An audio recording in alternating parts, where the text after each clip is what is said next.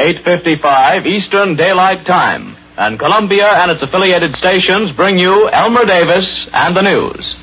On the fourth day of the invasion of the Low Countries, the Germans are ahead of schedule, according to statements in Berlin. But as in Norway and Poland, their advances have been made by fast armored divisions, and the mass of troops has not yet caught up with them.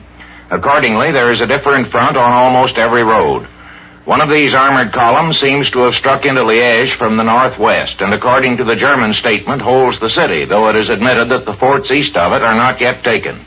Another armored force, probably striking up from the southeast, established contact with German parachute troops near the strategic Moerdijk Bridge south of Rotterdam, the chief where communication between Belgium and the heart of Holland has been cut.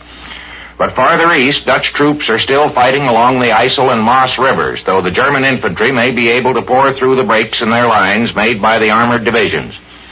Amsterdam again spent a busy day cleaning out German troops, parachute troops, and German agents, and in Rotterdam the Germans were again, after early advances, driven back to the south side of the river. This armored column which has crossed the Moerdijk Bridge, however, may be able now to reinforce the German troops in Rotterdam. The entire Dutch royal family went over to England today, accompanied by the chief members of the cabinet, and a broadcast tonight by the British Broadcasting Corporation says that this was due to a deliberate German attempt to capture Queen Wilhelmina. They tried to do that by a parachute attack on Friday, which failed, but there were further attempts to capture the Queen, and she was well aware of the political complications that might arise if she were taken prisoner. General Winkelmann, commanding the Dutch army, is apparently left in charge in the Netherlands. The German advance in northern Belgium is also chiefly the work of 3 armored divisions that turned the flank of the main Belgian defenses after the still unexplained capture of Fort Eben-Emael on Saturday. French tanks fought a furious battle against German tanks at Saint-Tron, 15 miles northwest of Liège, and British tanks were in action farther west. But on each side, the main forces have not yet come up. In the extreme southeastern part of Belgium, severe German attacks drove back the advanced French forces beyond the frontier and in some cases beyond the Meuse River. But the French say that heavy German pressure against the French towns of Longwy and Montmédy was withstood. This brings the German attack close to the valuable Briey iron fields. And the air war went on today all over the Low Countries with great damage done to many towns, especially in Belgium.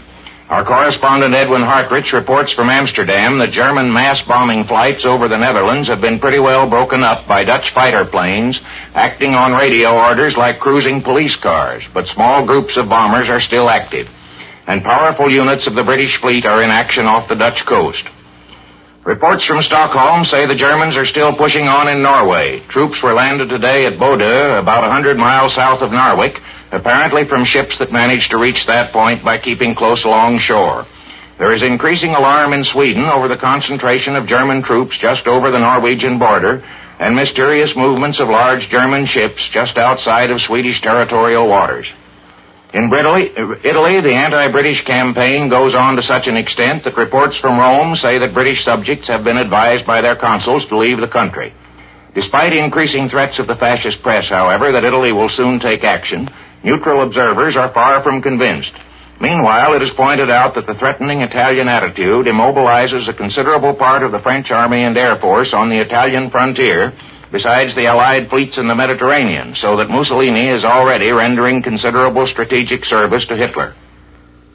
Winston Churchill made his first speech to Parliament as Prime Minister today, and his new government got a unanimous vote of confidence in both houses.